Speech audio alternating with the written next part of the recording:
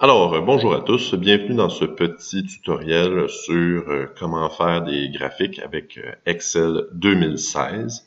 Donc, l'objectif de ce tutoriel est de démontrer un peu le fonctionnement au niveau des graphiques, vraiment spécifiquement pour notamment le cours de physique et traiter évidemment du fonctionnement du logiciel, mais aussi également des normes de présentation en lien avec les graphiques. Je ne traiterai pas spécialement des fonctionnalités au niveau du calcul dans Excel. Ça a été fait dans d'autres tutoriels que vous pouvez consulter également. Donc, c'est vraiment spécifiquement sur les graphiques. Donc, pour commencer, vous voyez ici, j'ai placé dans mon classeur Excel toutes mes données que je veux placer dans un graphique. Ces données ressemblent, sans être identiques, à ce que vous avez pour le premier laboratoire de l'année. Donc, j'ai deux colonnes ici que j'ai remplies qui sont respectivement la distance et l'air. Et c'est ces deux colonnes-là donc que je veux placer dans un graphique. Et j'ai également indiqué dans deux autres colonnes les informations sur l'incertitude de ces deux quantités-là. Donc, une fois que ça c'est fait, je suis donc prêt à créer un graphique. Cela dit, peut-être quelques rappels importants avant de procéder. Première des choses, je m'apprête à sélectionner des données pour faire un graphique. C'est toujours très important de placer, dans le fond, les données qui seront sur l'axe des abscisses, sur l'axe des X, à gauche, et de placer les données qui seront sur l'axe des Y, donc l'axe des ordonnées, à droite. De sorte que Excel comprenne bien, parce qu'Excel comprend toujours que c'est à gauche la variable indépendante, donc les données en X, et même principe pour les données en Y, donc variable indépendante à droite. Si on inverse les colonnes, par défaut, Excel va faire le contraire, et à ce moment-là, on va voir un graphique dont les axes sont inversés. Également, je crois avoir discuté de cette chose-là dans d'autres petits tutoriels bien importants. Là, ici, j'ai pas de nombre à virgule, mais si c'était le cas, prenez bien soin de, si vous êtes dans une version française d'Excel, de mettre vos données avec des virgules et non des points. Voyez, si je fais un petit test ici, la différence, si j'écris donc 4,5, le nombre ici va rester complètement à droite. Et quand les nombres sont à droite, ça indique dans Excel que c'est bel et bien un nombre. Si par exemple, j'écris 4,5, là, vous allez voir que le nombre s'est déplacé à gauche. Et là, ça veut dire que Excel ne reconnaît pas cette donnée-là comme étant un nombre. Donc, faites bien attention à ça. Si vous êtes dans une version française d'Excel, il faut absolument mettre des virgules. Si vous êtes dans une version anglaise, par contre, là, c'est des points qui s'imposent. Voilà pour ça. Donc, comme je le soulignais, on est prêt à commencer. On a nos données. Donc, ce que je vais faire pour commencer, c'est tout simplement sélectionner l'ensemble des données que je veux placer dans mon graphique. Je ne sélectionne pas les titres ni les unités, seulement les données.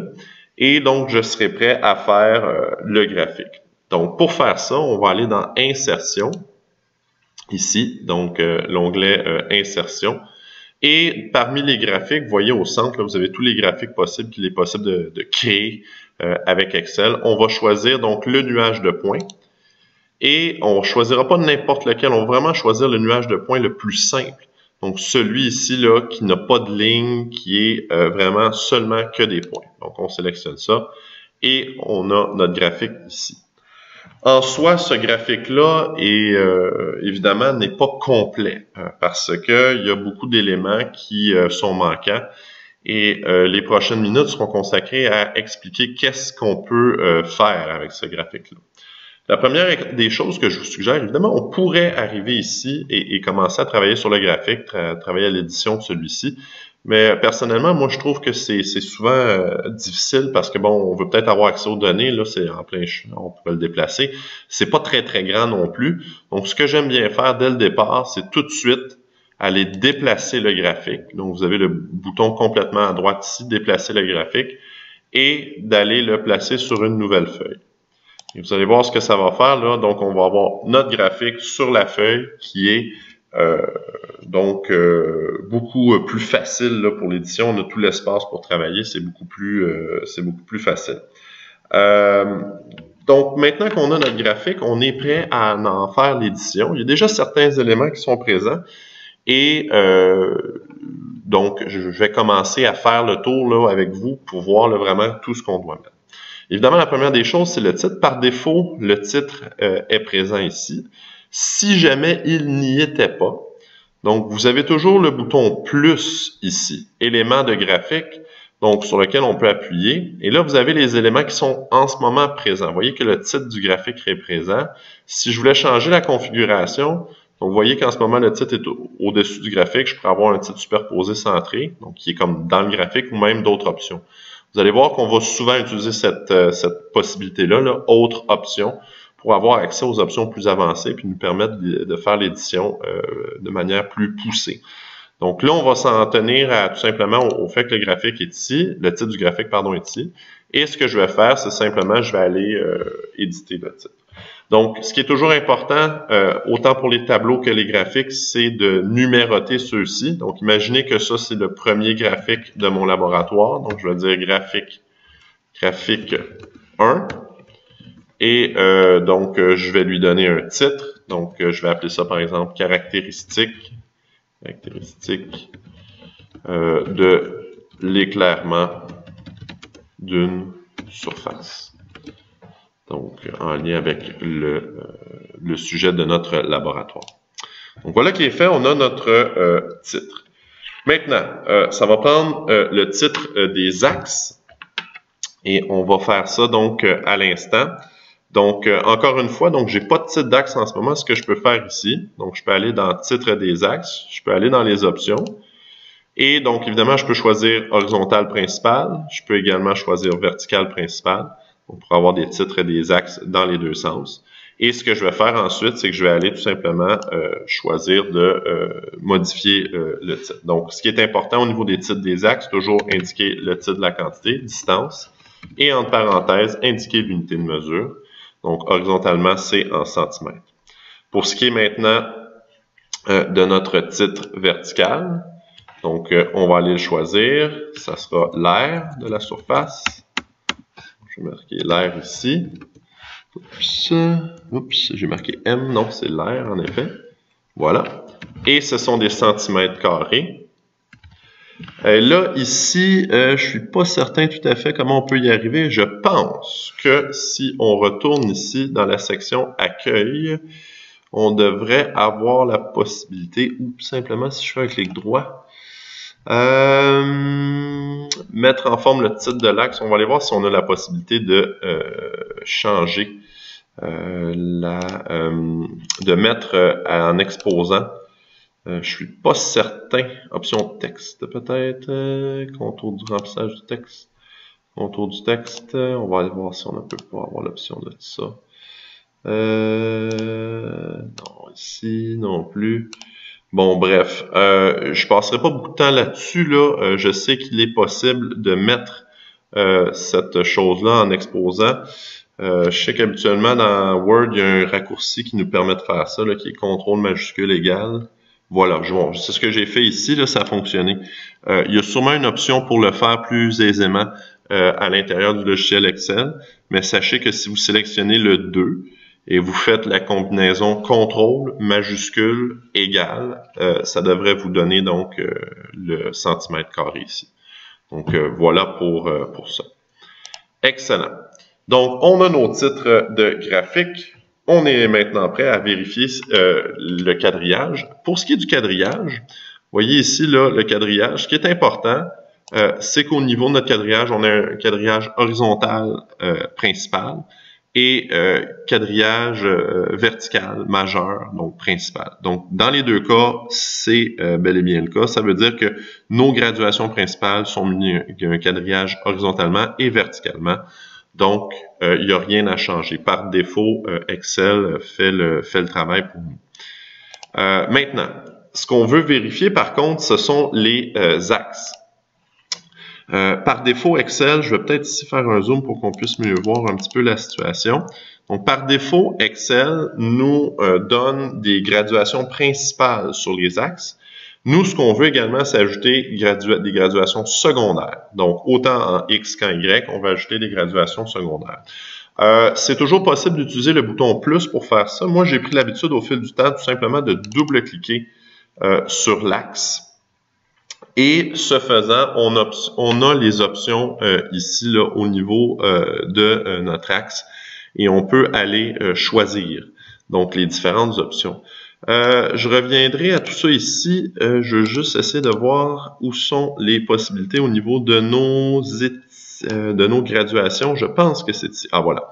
Donc, on a des graduations ici. Donc, c'est dans la dernière option, là, vous avez ici, là, remplissage et lignes, effet, taille et propriétés, option de l'axe. Donc, ce qui ressemble à des petites colonnes là, dans un graphique, là, un histogramme. Là. Donc, on a ici des informations sur donc les graduations de l'axe, maximum, minimum, etc. Et dans la section graduation, donc, on a le type de graduation. Moi, ce que j'aime bien faire, c'est d'indiquer, on va dire, ce qu'il faut faire, c'est d'indiquer ces graduations-là, principales et secondaires. Donc, ce qu'on peut choisir ici, on peut choisir à l'extérieur. Vous voyez que les petites lignes vont se poursuivre ici. Et faire la même chose au niveau secondaire également. Donc là, on a des petites lignes qui viennent s'ajouter entre nos graduations. Donc, on le fera également pour l'axe des Y là, dans quelques instants. Maintenant, c'est hyper important de valider donc la valeur de ces plus petites graduations. Il y a des règles à respecter en sciences et les règles sont les suivantes. La plus petite graduation de votre graphique devrait toujours être un multiple décimal de 1, 2 ou 5. Donc, 1, 2 ou 5. Donc, un multiple décimal, ça veut dire, par exemple, 1, 10, 100 ou 0,1, 0,01. Même chose pour 2, même chose pour 5. Autrement dit, dans la case ici, au niveau des graduations unités, unité principale, c'est 5. Je n'ai pas besoin de m'en soucier. Unité secondaire, c'est cette case-là que je dois toujours vérifier. Donc, je dois absolument avoir dans cette case-là ou bien un chiffre 1, un chiffre 2 ou un chiffre 5 avec des zéros. Donc, par exemple, ça pourrait être 10, ça pourrait être 20, ça pourrait être 50 ou n'importe quel chiffre comme ça. La raison de ça, c'est que mes graduations secondaires ici, il faut que je sois capable de les lire facilement et rapidement. Les multiples de 1, c'est très facile à lire. 1, 2, 3, 4, 5. Multiples de 2, ça va. 2, 4, 6, 8.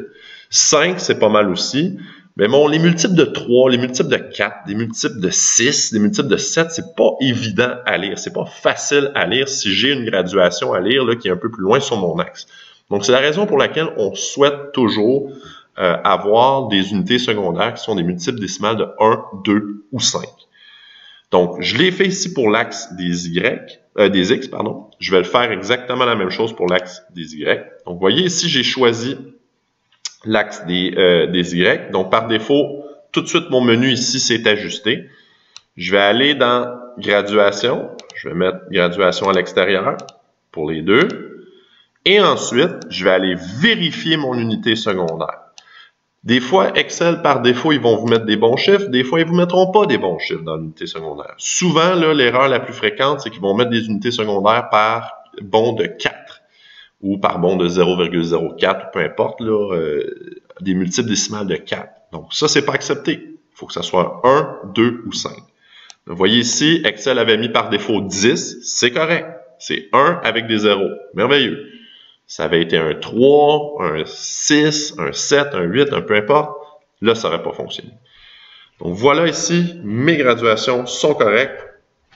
Donc, j'ai complété correctement là, cette section-là. Je vais fermer mon menu ici. J'en ai plus besoin pour l'instant. Je vais revenir un petit peu en arrière. Je vais fermer le zoom là, pour qu'on puisse bien voir notre graphique ici. Excellent. Donc, ce qu'il me reste à faire, il me reste certains éléments importants, à commencer par la courbe de tendance. Qu'est-ce que c'est la courbe de tendance? La courbe de tendance, c'est une courbe qui passe par l'ensemble des points et qui démontre la tendance, donc, dans notre graphique, la tendance que suivent les points dans notre graphique. Et donc, encore une fois, si on veut ajouter cette courbe-là, on peut aller ici, on peut aller directement dans courbe de tendance. On pourrait cliquer directement, on aurait une courbe de tendance par défaut, mais c'est pas vraiment ce qu'on veut. Donc, moi, ce que je vous suggère très, très, très fortement, c'est d'aller ici dans Autres options. Voilà. Et là, on va avoir le choix du type de courbe de tendance qui va nous convenir là, pour cette expérience-là. Donc, on va valider ici. Dans le cas de cette expérience, le choix qui va nous intéresser davantage, c'est la courbe polynomiale de degré 2. Et donc, à ce moment-là, ici, ce qu'on veut faire, c'est qu'on veut choisir cette courbe-là. Et également, si on va dans les options complètement en bas, on veut afficher l'équation sur le graphique et également afficher le coefficient de détermination. Donc, qu'est-ce que c'est ces deux choses-là? Je vais faire un zoom ici pour qu'on puisse mieux voir là, ce qui se passe au niveau de notre équation. Donc, voyez ici. Donc, l'équation, c'est l'équation que représente la courbe de tendance. Le coefficient de détermination, c'est une valeur mathématique qui nous permet de savoir à quel point cette courbe-là suit bien les points de mon graphique. La valeur maximale que peut avoir ce coefficient-là, c'est 1. Donc, vous voyez ici, R2 est égal à 1, ça veut dire que la courbe que j'ai choisie pour représenter les points de mon graphique est parfaite. Donc, il ne peut pas y avoir de meilleure courbe que ça. Et si on fait un test rapidement, puis que je mets une autre courbe, par exemple, si je mettais une courbe exponentielle, voyez ici, donc je vais aller voir le coefficient R2. Ah, là, je suis tombé à 0,9023. Donc, à ce moment-là, c'est moins bon, c'est moins avantageux. Donc, on devrait toujours rechercher la courbe. Si vous ne savez pas quelle courbe prendre, c'est simple. Vous devriez toujours rechercher la courbe qui vous donne le plus haut coefficient de détermination, donc le plus gros R2, le plus proche de 1. Plus c'est proche de 1, mieux c'est. Plus c'est proche de 0, moins bon c'est. Donc, je vais revenir ici à polynomial degré 2. Et dans votre laboratoire, votre premier, ça devrait être également la courbe la plus avantageuse. Donc, voilà pour ça. Donc, on a l'équation, on a le coefficient de détermination. Et ces deux informations-là sont toujours très importantes. Vous devez en parler en analyse de ces informations-là pour donner de l'information au sujet de votre graphique.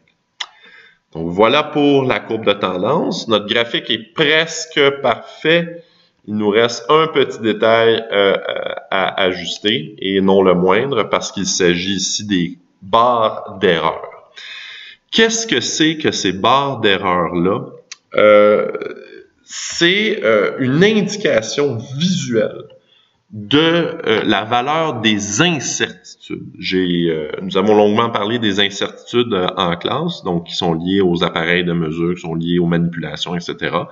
Donc, ce qu'on veut faire, c'est illustrer sur le graphique la valeur de ces incertitudes-là. Et on le fait avec des petites barres qui indiquent, dans le fond, l'intervalle dans lequel notre valeur que nous avons est précise ou non. Donc, encore une fois, pour ajouter ces choses-là, je vais aller sur le plus ici.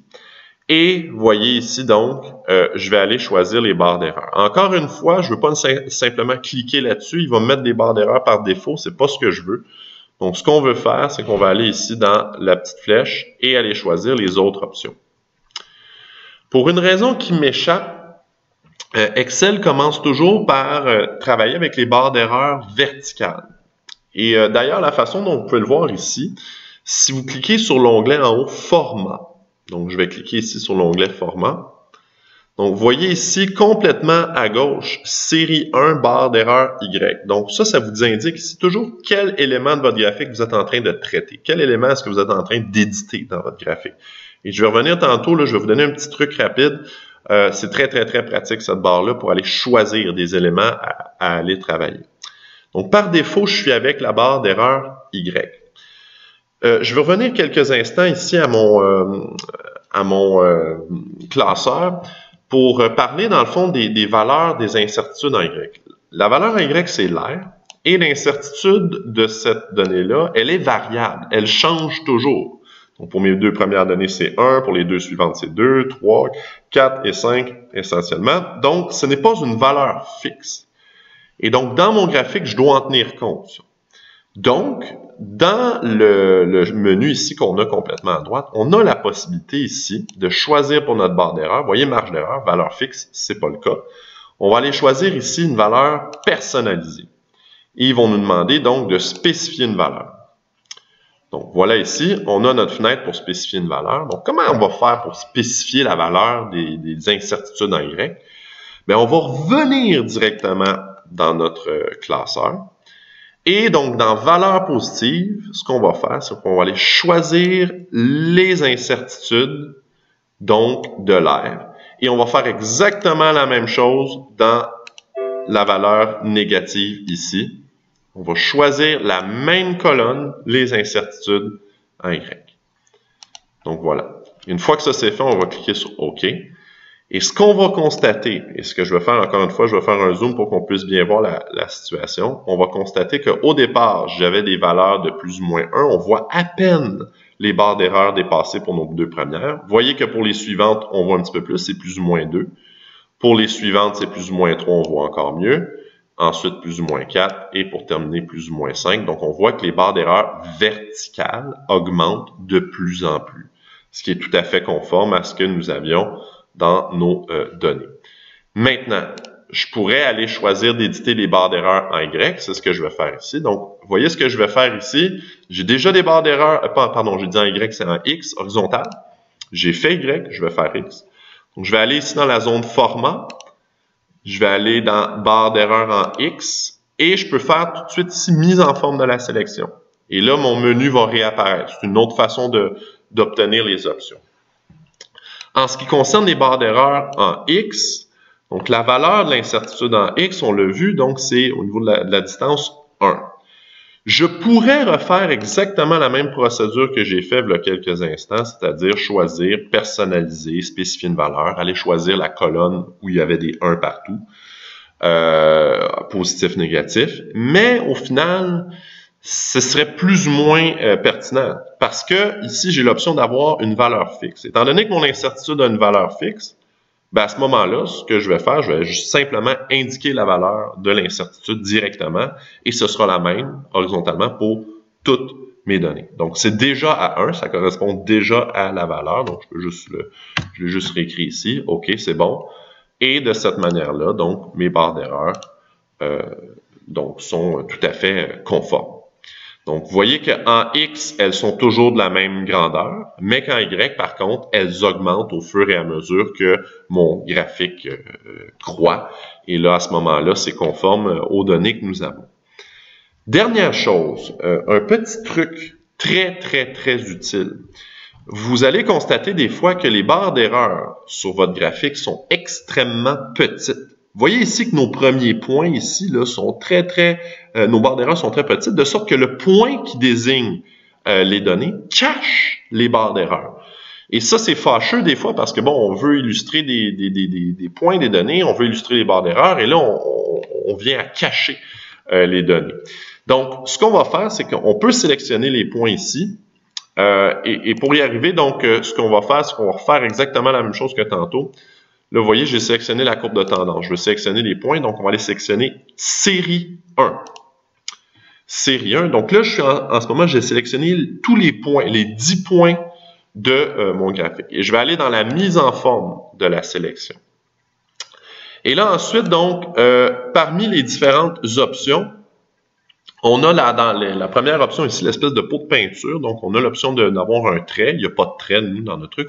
Et on a l'option ici sur la marque. Donc, option du marqueur. Donc, ce qu'on peut faire, on a deux choix. Le premier, ce serait de réduire la taille du marqueur le plus possible. Donc, ce que je vais faire, je vais le réduire le plus possible. Vous voyez ici, je l'ai mis à 2. Donc, c'est très, très petit. Et vous voyez que pour les premiers points ici, nos barres d'erreur sont petites. On vient à mieux voir un peu ce qui se passe. Sinon, ce que je peux faire également, donc je vais revenir ici. Oh, je suis plus sélectionné sur mes points. Je vais revenir ici. Série 1. Donc la marque, option du marqueur. Je pourrais même choisir d'avoir aucun marqueur. Et on va voir ce que ça donne ici. Vous voyez, mes points ont complètement disparu. Bon, certains vont dire, ouais, Ça marche pas parce qu'on n'a pas de points, on peut pas voir, mais c'est pas vraiment grave. La raison étant que là où les deux barres d'erreur se croisent, on sait que ça représente nos données, on sait que ça représente nos points.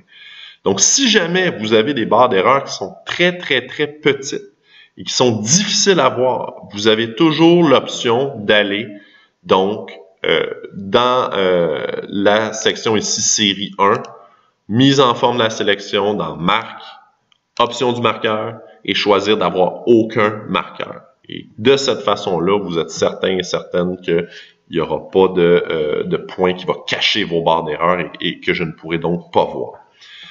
Donc voilà pour ça, ça fait le tour de notre tutoriel. Donc le graphique que nous avons ici, il est parfaitement présenté, il est prêt, c'est 100% dans le laboratoire pour ce graphique-là. Dernière des choses, peut-être que je pourrais vous suggérer, évidemment, vous pouvez, si vous le voulez, imprimer le graphique directement à partir de la page ici. Sinon, ce que vous pouvez faire tout simplement, vous pouvez sélectionner votre graphique, le copier, donc CTRL-C, et aller donc dans le logiciel Word que je vais tenter de trouver ici. Voilà, le voici. Donc, et tout simplement le coller dans Word. Et vous allez voir là que ça va vous coller directement, donc, votre graphique dans Word sans que vous ayez à faire quoi que ce soit. Donc, je vais arriver ici, je vais faire CTRL-V ou coller. Et voyez, mon graphique apparaît directement. Donc, mon graphique, le titre, les titres des axes, graduation, quadrillage, courbe de tendance, barre d'erreur, tout est là. Et la présentation, évidemment, est parfaite. Donc voilà, ça fait le tour du sujet. Évidemment, si vous avez quelconque question, n'hésitez pas de venir me voir en classe en récupération. Ça va me faire plaisir de vous répondre à chaque fois. Et sur ce, bon travail, bon plaisir avec Excel. Voilà, au revoir.